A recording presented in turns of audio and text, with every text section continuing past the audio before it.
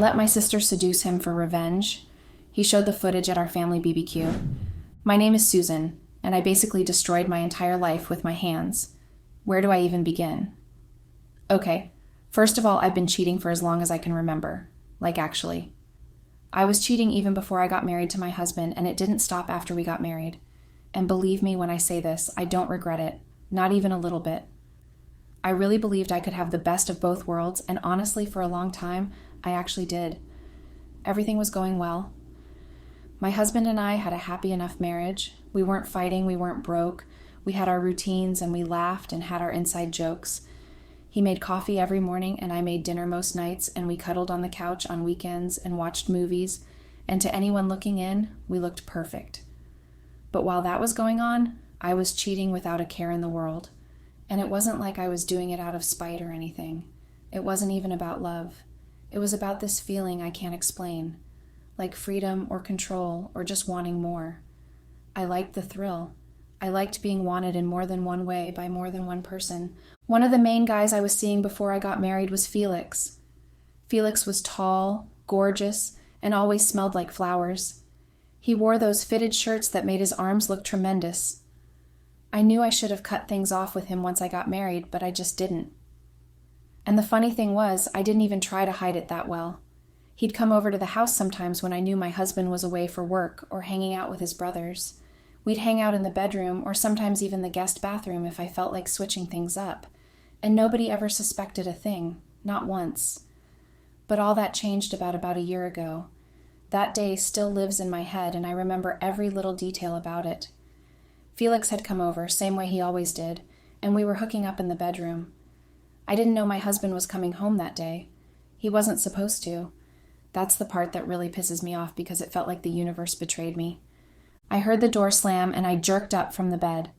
Felix looked at me with his eyes almost falling out of their sockets, and I just whispered for him to get out fast. He grabbed his jeans and shirt and ran down the hallway barefoot, and I followed him.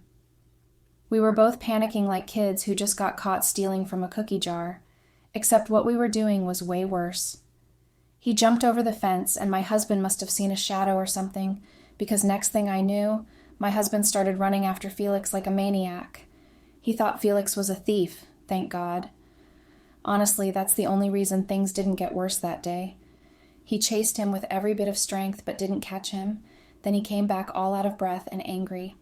I played dumb, acting shocked, and asked if everything was okay, and he said some guy was trying to climb over our fence. After that day, my husband changed. He installed electric wires around the fence. That was the first sign. Then he started asking questions like, where was I going? Who was I going with? What time was I coming back? Stuff that maybe sounds normal to most people, but it wasn't normal for us. He never used to care about that stuff because he always trusted me. He was never the checking kind. But now, it was like he had this sixth sense, and it made things harder.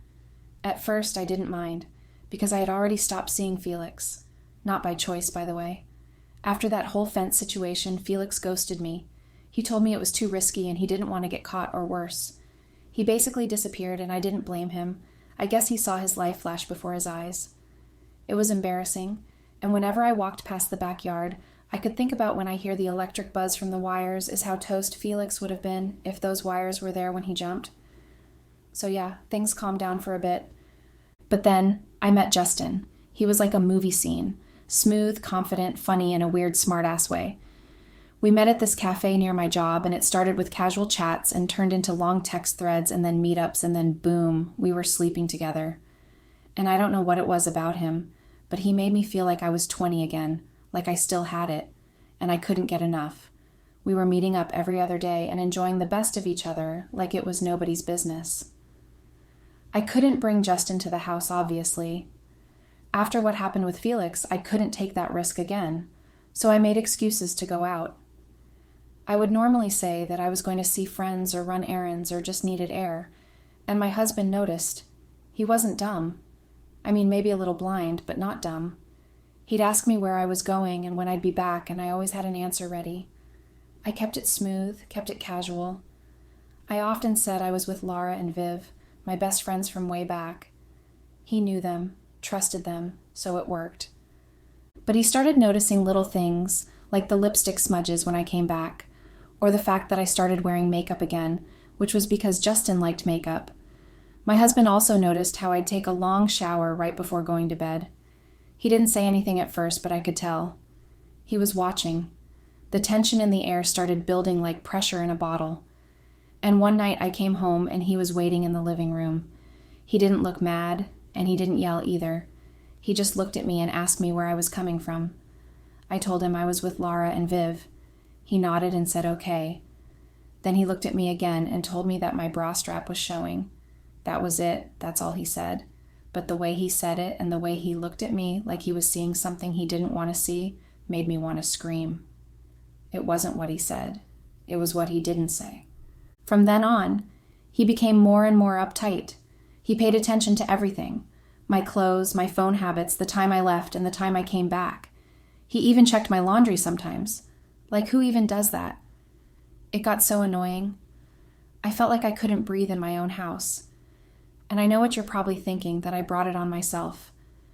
And yeah, maybe I did, but come on, I wasn't hurting anybody. I still made dinner, I still asked him about his day. I was still there for the important stuff. I didn't love him any less. I just wanted more while keeping what I already had. Is that really so wrong? Anyway, one night, I was getting ready to go out. I had on this red blouse and tight jeans, and I was feeling myself. I put on some makeup and threw on my heels, and was about to leave when he asked where I was going. I told him I was seeing my friends again, and he just looked at me and said okay. But it wasn't just okay. It felt like it was loaded with ill intent. I could feel the weight in that okay, and it made me snap. I asked him why he was always asking me about my whereabouts like he was my father. I told him I was grown and he didn't need to burst my bubble every time I wanted to go out. He said nothing for a second and then asked if I could at least be honest with him for once. That really struck a chord in me because it was sad. He sounded tired, like he had already lost me and just didn't want to admit it. It did spark an argument. I told him to leave me alone and walked out while he was still talking, and that's where everything really started to break. I don't even remember where I went that night.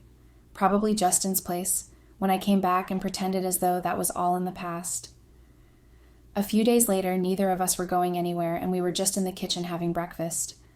It was so quiet that I could hear the spoon clink against the plate and the birds outside. He was sitting at the edge of the table, hunched over his phone while eating cereal like it was a chore. I was halfway through my toast and scrolling on mine too, just trying to get through the awkwardness that had become our new normal. Then he suddenly sighed like he was frustrated and dropped his phone on the counter harder than necessary. He muttered something about the network being shitty and said he needed to check something real quick. Then he looked at me and asked if he could use mine. I should have just said no. I should have made up a believable excuse. But instead, I paused for half a second like I couldn't breathe, and that was enough. Because he was already reaching for my phone, which I had stupidly left right there on the counter in front of me, and I panicked. I tried to grab it first, but I was a second too late. His fingers brushed mine, and he grabbed it. He looked at it, and then casually asked for my password. He said it like it was no big deal, like he wasn't trying to open Pandora's box. I just shook my head like a kid who didn't want to share a toy. I couldn't even speak. He paused and tilted his head like he was genuinely confused. He asked what the big deal was. He said he just wanted to use it for a minute, that it was just to check one thing and he'd be done, but I wasn't hearing any of that. I still refused. Then he looked at me for a long time, and I could see something shift in his face. He asked how it was even possible that he didn't know my password. He said he knew mine used to be my mom's birthday years ago, and now he didn't even know what it was. Meanwhile, I knew his password like I knew my name. It was just 3 1s and 3 0s. Something dumb but easy. He never changed it. And I didn't answer the question he asked. I didn't owe him that answer, so I just yanked my phone out of his hand and walked out of the kitchen. But he followed me. We were in the hallway and he kept asking what I was hiding. He wasn't yelling, but his voice had that cold edge. I tried to brush it off, but it wasn't working. He said he wasn't dumb, that I was acting shady, and that he wasn't going to be treated like a fool anymore. And then we argued again, and this one was very messy. You know, the kind where you don't even know what the original point was anymore. He was accusing me of something I'm not even sure he knew what. I was deflecting and doing as much damage control as possible. He said he deserved better, and I said he was controlling. He said he just wanted honesty, and I said I just wanted space. The back and forth was just infuriating. After about 10 or 15 minutes of that senseless argument, he grabbed his car keys, muttered something under his breath, and left the house. He slammed the door so hard that the walls shook a little, and for a second, I just stood there staring at the door like I was expecting it to open again, and for him to come back and apologize or something, but he didn't. So I went back to the kitchen, finished my now cold toast, and opened my phone again like nothing happened. Barely 2 hours later, my phone buzzed, and it was a message from Laura. Just one line. Guess who we ran into at the supermarket? And below it was a picture of her and Viv standing in the produce aisle, smiling like they were taking a regular selfie. But right there behind them, a little to the left, was my husband. He had a basket in one hand and a weird look on his face, like he'd been caught on candid camera. My heart almost stopped. I literally felt it miss a beat. I stared at the photo for a long time, just trying to make sense of it, and then I called Laura right away. She answered immediately, sounding all chipper, like she didn't just send me a photo that could flip my life upside down. I asked her why they were with my husband, and she was being sarcastic as hell. Said something like, "Did I not read the caption?"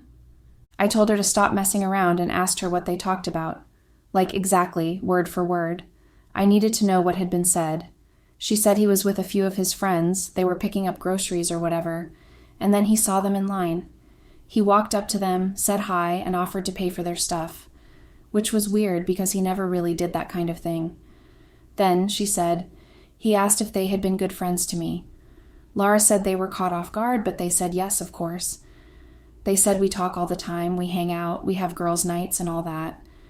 And then he said they had been really absent in my life lately, like they hadn't seen me around, and that was it. That was the moment I knew what my husband was doing. He was checking and testing me, trying to see if I'd been lying all those times I said I was with Laura and Viv. He was looking for holes in my story, and thank God Laura didn't falter. She kept it consistent. She had my back without even realizing it. But the thing is, I didn't feel relieved. I didn't feel lucky. I felt angry because if he was going to start digging dirt on me, then I was going to dig right back. I wasn't going to sit around and let him play detective while I played housewife. If he wanted to snoop, fine. But he wasn't squeaky clean either. Nobody is. And I was done being on the defensive. So I made a decision. I was going to have my revenge on him for invading my life in every way he had. With that in mind, I called my sister and I asked her to come over the next day. The next morning, my sister came over just like I told her to. She strolled in like she owned the place, wearing these ridiculous sunglasses and dragging this dusty pink overnight bag that looked like it had seen too much life. She was always a bit of a wild card, and that was exactly what I needed. She didn't ask me why I needed her there, which I appreciated because I didn't feel like explaining anything yet. She just sat at the kitchen table, popped open a soda, and asked why I called out of the blue and asked her to come to my house. I sat down across from her and said it straight. I told her to seduce my husband and get it on video. I didn't even sugarcoat it because, let's be honest, there's no mild way of saying such a thing. I told her that if she could do that for me, I'd pay her. And I knew she had money problems. She'd been struggling with rent, her car had broken down, and her ex kept skipping child support payments. So of course she agreed. She paused for a second like she wanted to act shocked, but then she laughed and said, "Okay. I know that sounds horrible using my sister like that, using her weakness against her. But the thing is, whenever I want something, I do whatever it takes to get it. That's just how I've always been. Even when I know it's wrong, it still feels right if it gets me where I need to go." So later that evening, my husband came home and found her lounging on the couch like it was her apartment. She'd already made herself comfortable, even lit one of my expensive candles. He was surprised to see her, obviously, because he knew I didn't like family hanging around in my space. I'd always made that clear. My home was my sanctuary, and I didn't like people messing with that. He asked me what was going on, and I flipped it on him immediately. I asked if he had a problem with my sister being around. He said that it wasn't like that. He just wanted to know because she told him that she'd be staying for a few days. He just wanted to be sure I was okay with that. I shrugged and said it was fine. I acted all chill, like I didn't care. He didn't need to know I was playing puppet master behind the scenes. The next day, I went out to see Justin. I left my husband at home with my sister, just like I planned. I got dressed, made up some excuse about having errands, and slipped out. Justin and I met up at this little spot downtown. We had drinks, laughed a lot, kissed even more, and I didn't think about home even once. He just made me feel good, and that was all I wanted. When I finally came home, I walked into the house feeling light and giddy. I threw my bag on the couch and went straight to my sister's room, ready to hear what happened. She was lying on the bed watching some show on her phone, like she had no idea I'd been anxiously waiting for updates. I asked her what went down, and she just sighed and said, "Nothing happened." She said she tried, that she flirted, showed him all the signs, touched his arm, laughed at his dumb jokes, and sat a little too close. But he ignored everything. He was still acting like a saint. I rolled my eyes so hard I thought I'd pull a muscle. I told her to stop being mild. If she wanted the money, she had to go on the offensive. No more hints. Just go for it. My sister said okay and assured me that she would step it up, that he wouldn't even know what hit him. So a day later, my husband said he had a party to attend. Some old friend from college was having a birthday bash or whatever. He wanted me to go with him, obviously, but I told him I had an emergency meeting at my foundation. Total lie, but a good one. He didn't question it because I always handled foundation stuff. It was one of the few things he actually respected me for. Then I strongly suggested he take my sister with him. I said I didn't want her to be home alone, that maybe she'd enjoy the party. He looked unsure at first, like the idea didn't sit right with him, but I pushed. I said it would mean a lot to me, and after a minute, he agreed. So they left that morning, dressed all nice and ready to party. And as soon as they were gone, I invited Justin over. That was the first time I let him into the house. I knew it was risky, but I was feeling wild. We had the time of our lives and did things that only contributed to the fun we were having. I hadn't felt that alive in months, maybe years. Later that evening, just when Justin was about to leave, my husband called and said they wouldn't be coming back that night because there were meetings the next day and something about staying over at someone's guest house. It didn't make sense, but I didn't ask questions. I just smiled. I knew he had finally fallen into the trap. He was with my sister, and I knew she wasn't holding back anymore. She was going full force, and if he said they weren't coming back that night, that could only mean one thing. So I told Justin to stay. I said there was no rush, and he didn't argue. He stayed the night, and we had even more fun. The kind that made me feel like I was getting away with something big. The next morning, Justin left very early, and I cleaned up the house like nothing happened. I lit a few candles and put on soft music. I even wore a sundress, like I'd just spent the night reading or doing yoga. My husband came back later in the afternoon, carrying a bag and looking tired.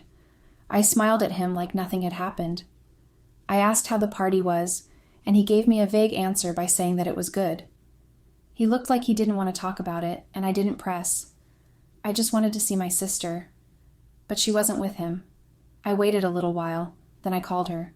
She picked up on the third ring and sounded smug as hell, like she just won something.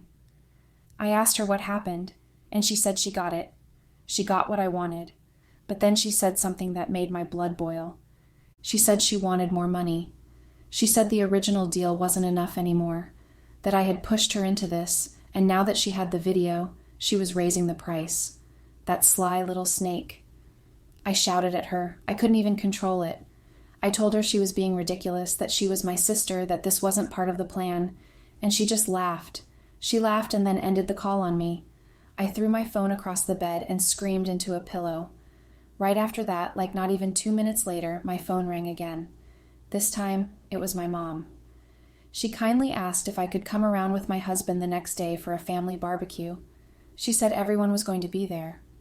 I asked her if my sister would be there, and she said definitely that everyone would be there. I smiled. I smiled so hard it actually hurt my cheeks. I told her yes, that my husband and I would be there. After the call, I first went to tell my husband about the family barbecue, and he was excited about that. The next day was free for him, so he said he would join me. The next morning, he took a bottle of wine from his shelf. Then we stopped by a store to buy some beer and juices. My family knew him as the drink guy, the guy who always brings drinks for family gatherings, and he had always lived up to his nickname. When we arrived, my brothers were there with their wives and girlfriends. My parents and aunt were there, and we just blended in. My sister was there already as well. I didn't even care to say hi to the family with my husband. I just grabbed my sister by the arm and pulled her into a room. I asked her for the recording, but she didn't say anything. She was just looking at me like I was the biggest fool in the entire world. I heard my husband calling everyone to come to the living room, so I pressured my sister even more.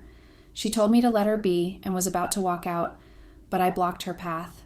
We were in an intense stare contest when my husband came and asked what was going on. I looked at him and chuckled. Just how cheap and shameless could he be? He said we should come to the living room, and my sister went first. Then I followed, and my husband followed behind me. He put on the TV and plugged a drive to it and said this was something he wanted to show the whole family. There were only 2 files in the drive. He played the first one, and it was a video recording with clear audio of me asking my sister to seduce him so I could have dirt on him. The entire family erupted in shock. I couldn't believe what was going on. When the video was done playing, he said that my sister told him about it, and he checked the footage of the cameras in the living room to confirm, so they conspired against me. I didn't even know there were cameras in our house, let alone the living room. My husband never cheated on me with my sister, they just ganged up on me. He opened the second file next, and the moment the second video played, the room erupted in chaos. My mother's hand flew to her mouth, her eyes wide with horror. My father stood up so fast his chair screeched against the floor, his face turning a deep, furious red. My brothers looked at me like I was a stranger. They looked at me like I was something disgusting they'd stepped on. Their wives and girlfriends exchanged glances, some shaking their heads, others whispering behind their hands. And my sister? She just stood there, arms crossed, smirking like she'd won the lottery. I wanted to scream. I wanted to lunge at her, claw her eyes out, make her bleed for betraying me like this. But my legs wouldn't move. My whole body felt numb, like I'd been plunged into ice water. The only thing I could hear over the roaring in my ears was my mother's voice, shrill and trembling. She kept calling my name and asking me what they were seeing. What they were seeing was a video of Justin and I hooking up in the living room and in the bedroom. I opened my mouth, but nothing came out. What could I even say? The evidence was right there, playing in high definition on the living room TV for everyone to see. My husband had planned this perfectly. He'd let me walk right into my own destruction, thinking I was the one pulling the strings. And then, just like that, he left. After he had seen the chaos he had brought about, he walked out. He didn't even shout, and he didn't even look at me. He just turned, walked out the front door. The next few hours were a blur. My family's voices crashed over me in waves. There were accusations, curses, demands for explanations I couldn't give. My mother sobbed into her hands, repeatedly asking how I could do this. My father, who was normally a man of few words, unleashed a loud and wordy side of himself that I had never seen. It was so vicious that I flinched like he'd struck me. I finally turned to my sister, who had gone to sit on a couch. I managed to find my voice, and I shouted at her, "You set me up!" She shrugged and told me that I tried to use her first. She asked me what I expected.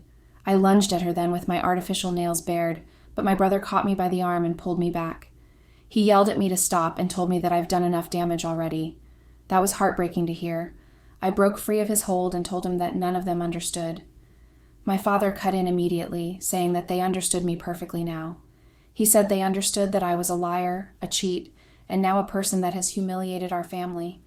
I wanted to argue and tell them that my husband had pushed me to this, that he'd been suffocating me, that I deserved more than the life I had, but the words died in my throat. Because deep down, I knew the truth. I had done this to myself. I left the barbecue alone. My family's disgusted stares followed me, burning into my back as I left the house. By the time I got home, the locks had been changed. My key didn't work. I pounded on the door, screaming, until a neighbor peeked out and told me to keep it down. The old woman said that my husband wasn't home and that he left hours ago with suitcases. I sank to the doorstep, my chest heaving. Everything was gone. My marriage, my reputation, my family, my home. And the worst part, I felt worse about getting caught than I was for cheating. Update. Weeks passed. My husband filed for divorce, citing infidelity, and the court sided with him completely. I got nothing. No alimony, no sympathy. Just a signed paper that officially marked me as the villain in our story. Justin wanted nothing to do with me after the scandal. My sister gloated every chance she got, rubbing her win in my face. My parents barely spoke to me, and when they did, it was with a coldness that cut deeper than any insult. My husband confronted Justin, and I don't know what he said to him because Justin avoids me like a plague. I moved into a tiny apartment, alone, with only my thoughts for company.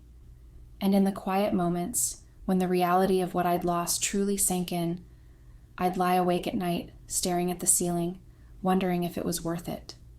The thrill, the control, and the freedom.